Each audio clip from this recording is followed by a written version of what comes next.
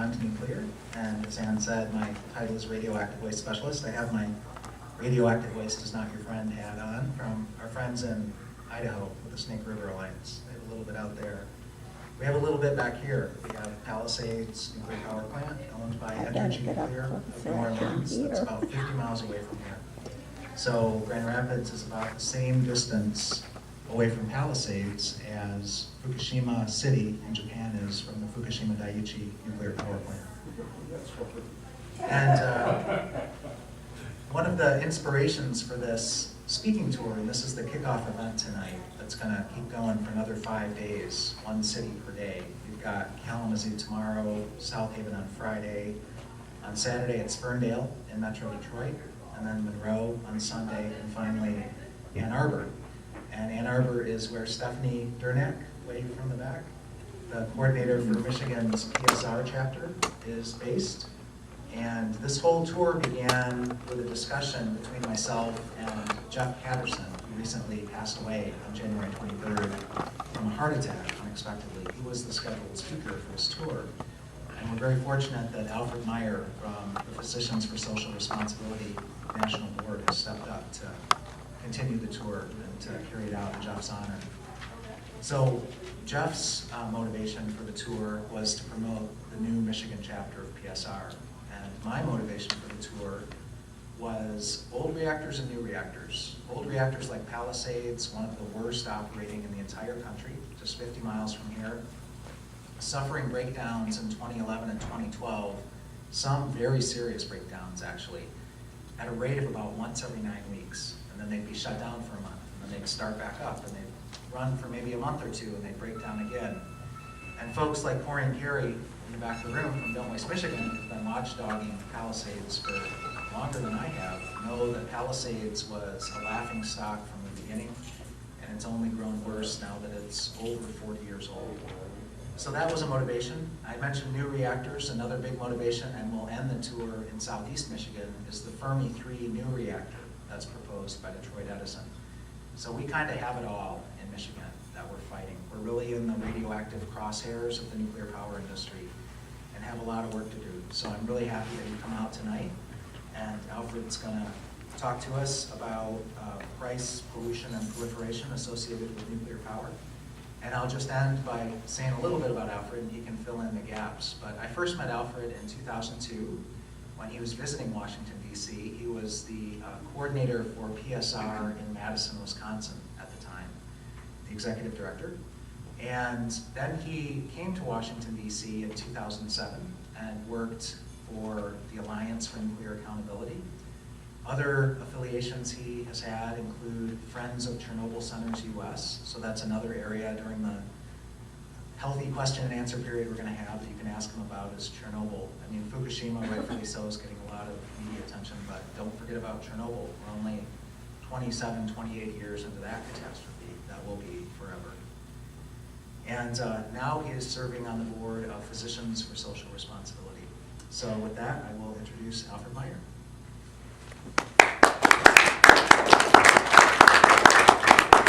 Thank you so much, Kevin. Can everyone hear me okay with this mic?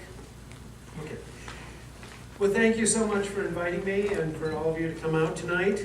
I particularly want to thank Ann Tuck and Shirley Khalil for helping arrange this. And one of the messages I hope to leave with for all of you tonight is that it's people sitting in this room that will make the changes that we need to have. So it's up to us. We are the people we're waiting for. And I want to make a comment too that I think is very appropriate that we're in a church for this discussion. Although I'm not going to talk about the moral aspects of this topic tonight, I feel it's a profound issue that for the privilege, in order to boil water, which is what a nuclear reactor does, in order to make steam to turn the generator, to boil water for 40, maybe 60 years, we're going to leave behind the most dangerous elements ever known to man. They're man-made elements. We're going to leave them behind for the next 12,000 generations to deal with. Some of these will be dangerous for millions of years. And to me, it boggles the mind, how could you do this in any sensible way? So I feel that, for me, there's always kind of a moral issue here. What are we leaving behind to future generations? We think this is such a gee whiz, amazing kind of technology, which in fact it is. Splitting the atom is a big deal. But I'm afraid we've gotten caught up in the hoopla of it, and in many ways not really thought through what it is. So I prepared a talk tonight. I felt like I wanted to really have a conversation with you. I chose not to have a PowerPoint and slides, and this isn't going to be going to the movies where we kind of get lost in the darkness. I hope we'll find some light here tonight. And I will make some comments, and I really am looking forward to questions and discussion. I really want this to be a two-way exchange. But let me run through some notes that I've taken on what I want to talk about, and then we'll talk about it. I want to, so the title that Jeff Patterson and Kevin Kamps came up with, and Jeff was a dear, dear friend of mine, so it's a true honor to be here in his stead to carry on this work. But the title is Nuclear Power: What You Need to Know About Price, Pollution, and Proliferation.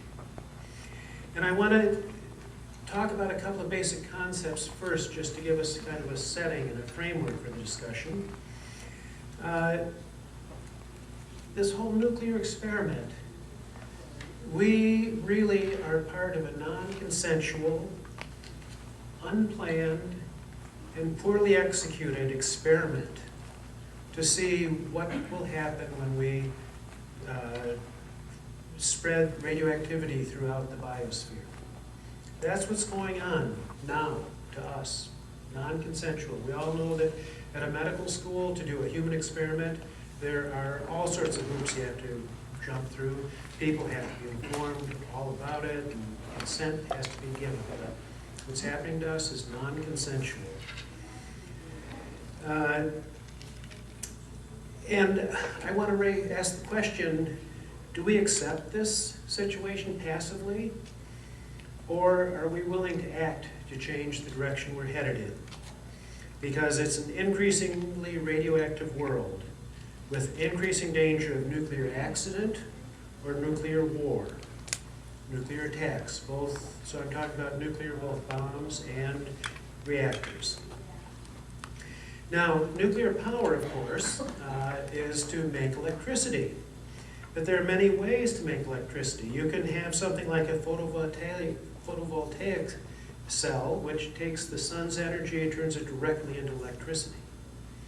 Then there are a whole number of ways that we make electricity by turning a generator.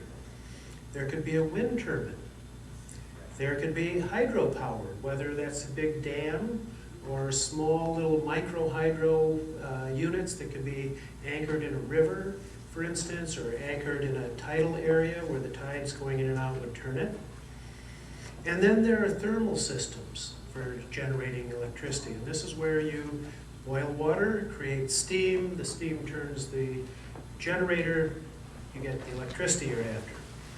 And thermally, there are coal-fired power plants. But I think most people are quite aware that there's a terrible problem of greenhouse gas emission and mercury pollution, acid rain, particulate matter. Natural gas is a little better on the greenhouse gases, but not free of them. And in today's world, we feel that fracking is a terribly unwise activity to participate in. That there are grave dangers to our groundwater systems, and once you screw those up, you're really in bad shape. And then we have nuclear. And I'm going to talk about some of the inherent dangers in the operation of nuclear reactors and the nuclear waste that's left over. But again, I just want to repeat that the whole point of a nuclear reactor is to boil water.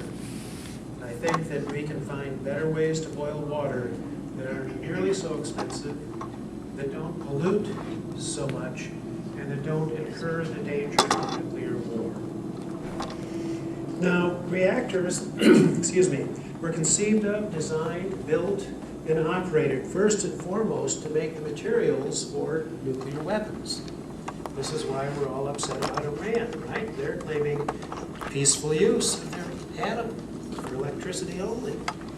But why is everybody in a big snit? It's because nuclear reactors are the way you get nuclear weapons. And the Manhattan Project, which was the 1942 secret US project to build the atomic bomb, was seen as a race for survival. We were facing Nazi Germany occupying more and more territory. We knew that they were working on this super secret weapon, and that we needed to trump them at that to win the war. So getting the bomb and getting it fast was our top priority.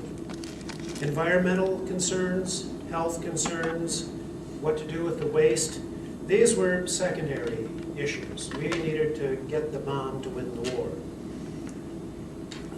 In fact, even today, the standards used for exposure to radiation employ a concept called the standard man. And when this first started, it really was to find out how much radiation one could suffer before you couldn't work anymore to keep building bombs. And the nuclear industry, from its earliest days and continuing till today, has three hallmarks. Secrecy. The Manhattan Project was done in complete secrecy. Truman, when he was vice president, knew nothing of the existence of this program. It was not until FDR died that Truman was informed of it. And then there's cover-up. When you have a problem, you're just going to cover it up. And if we can't get away with keeping it secret or covering it up, then we're just going to minimize it. 10 days after Fukushima blew up, there was radioactive fallout in the milk in Boston. But we're told by the US EPA that it's not enough to worry about. Now, there's statistically, that might be true. You can make the argument. But I look at it from the fact, if you're telling me the radioactivity is in the milk, people are drinking milk or eating ice cream or yogurt or cheese, maybe there aren't very many particles in that milk, but there are particles in the milk and somebody's going to eat that cheese. And for that person, it's a very big deal. So this is the setting that I want to have laid out for us as I go into the concepts of price, pollution, and proliferation. So let me start with price. Oh, let me count the ways that we pay for this. I would point out that in 1953, nuclear military, industrial, academic, governmental complex. These are vested interests that want to see this use fuel rod and really not suffer any appreciable damage. If you were to stand next to a used fuel rod for just a short while, you'd be dead. So this waste that's left is a real problem. And the utilities have sued the US government because the government promised to take the waste. They didn't take it. The companies are left with this. It's a growing problem in both fuel pools, which are being overfilled, as well as the need for dry gas storage. So already $2 to $3 billion have been paid, not from the ratepayers' money that's set aside for the nuclear waste fund, but this $2 or $3 billion comes out of the general treasury of the US. So once again, us taxpayers. So to summarize, if you happen to own one of these things, it's a pretty good deal, don't you think? I mean, you get the taxpayer to help you cover the risk of building it. The taxpayer pays your liability insurance, and then they clean up after you. Meanwhile, you can clear about $1 million a day on operating a reactor. So, where's the free market when we need it, I ask. I'd also point out that nuclear power is a mature industry. This isn't some idea that's just been hatched and needs a little extra help to get it moving. No, it's been around since 1957 as the first reactor that started operation. What's curious about this industry, though, unlike most other forms of electrical generation, is the costs continue to rise astronomically. Something like solar panels, in Germany, for instance, the cost of solar panels 7 or 8 years ago was quite high. The cost now is just precipitously declining, getting much cheaper, much more available. Nuclear reactors, it's the same story from the start. They just keep going up and up and up. So that's the price part of it. I don't think it's a very pretty picture. And I'm going to talk at the end of my talk about some of the things you folks can do, because I feel like we're up against some pretty strong forces. I mentioned this complex of the military, the government, academia. We need to be active here. Let's look for just a moment at the pollution. At every step of the nuclear fuel chain, there is pollution. And all the facilities, the manufacturing equipment, the operational supplies that are used in this process become contaminated and need to be dealt with properly for their disposal or safekeeping for a very long time. So this is a huge problem. But with uranium mining, you release radon gas into the mines, and there are terrible cases of lung cancer for the Diné or Navajo Indians, who are so many of the miners in the southwest of this country. And then vast amounts of mine tailings have been left behind. And these too pollute the air, the water, and the soil. Uranium refining, where they kind of grind it up and sort out some of the initial different components, has polluted the town of White Mesa, Utah, for instance, is one example. But again, it's a terribly, when I hear nuclear power talked about as a clean energy, I really say, you gotta be kidding me. It's anything but. It's every step of the way has both greenhouse gas emissions. I mean, how do you run mining? You use machines, all this stuff. Uranium enrichment is particularly energy intensive. At the Y12 plant in Oak Ridge, they had 2 coal-fired power plants dedicated to running the enrichment facilities there. The enrichment building, when it was built, was the largest building ever built on the face of the earth at that time. But all the buildings are contaminated, all the piping in them is contaminated, the whole 9 yards. And when you enrich uranium, perhaps you've heard of depleted uranium, most commonly talked about in terms of military munitions. It's 1.6 times as dense as lead. They tip bullets and missiles with it because it'll penetrate armor. It's also used, by the way, for making armored cars. If you're a wealthy businessman who feels at risk, you could have some depleted uranium. Also used for ballast in airplanes. But the uranium that we want for weapons or for power is U-235. That's 0.7% of the uranium in uranium ore.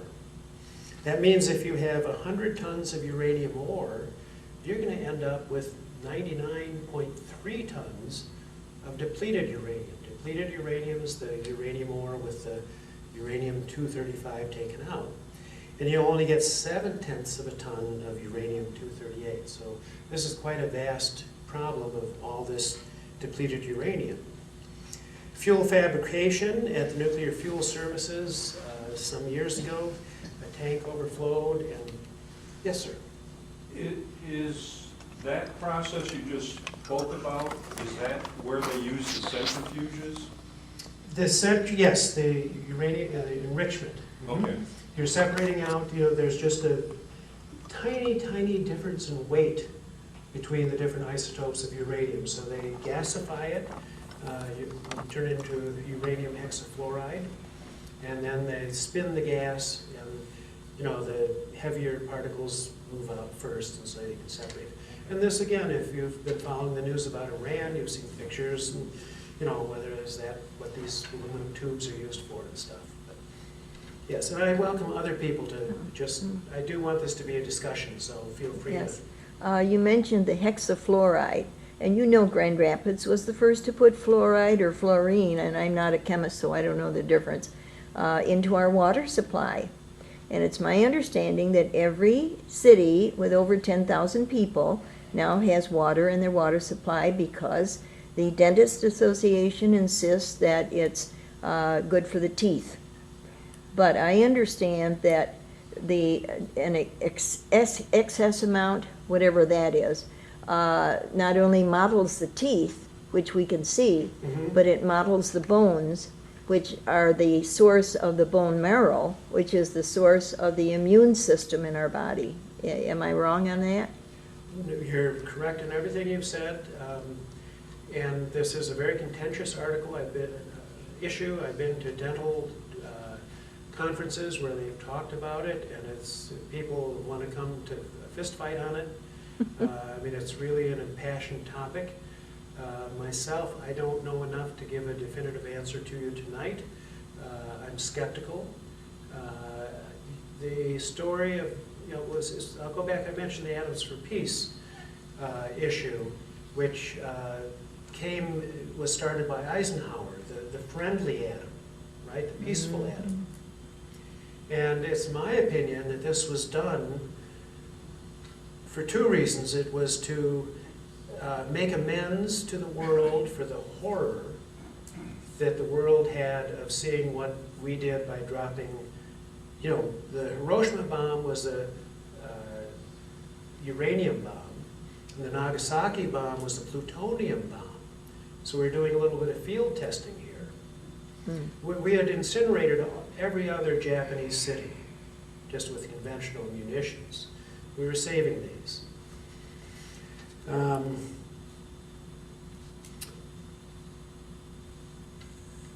So, I was mentioning about fuel fabrication.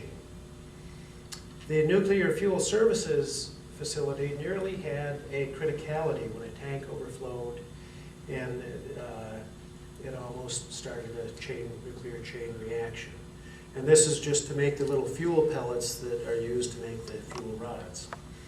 And then when we actually use the fuel, the fission reaction, it makes several hundreds kinds of new materials, new elements that have never existed before. These are man-made radioactive elements. And so this is why the comparison of saying, well, you know, you get radioactivity from a banana or flying in an airplane, the stuff we're talking about that comes out of a nuclear reactor is different and has never been seen in nature before.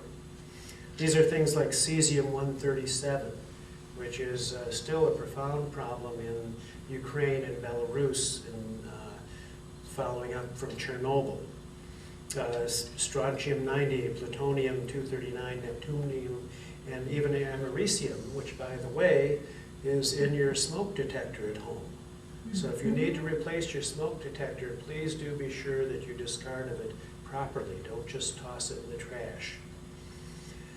Now, a normally operating nuclear reactor, as a regular matter of course, releases radioactive gases into the atmosphere. Again, it's not supposed to be very much, it's not supposed to be a problem, but I'm not so sure. And I asked, why do we have to prove it's bad? How about the folks who want to release it having to prove why it's okay? Yeah. We also, at most operating nuclear power plants, have leaky pipes. This has been the case at Palisades. Palisades also has a leaky tank that not too long ago leaked 80 gallons of contaminated water into Lake Michigan. But Indian Point has had leaky pipes into the Hudson. One of the things that led to the, yes, sir? You're saying you're boiling water essentially with the heat produced by the rods. How does that translate to releasing stuff into the atmosphere? Where's that coming from? You have the reactor core, And it's that, the fissioning in that reactor core will produce gases. Oh, I didn't know. And so those get vented.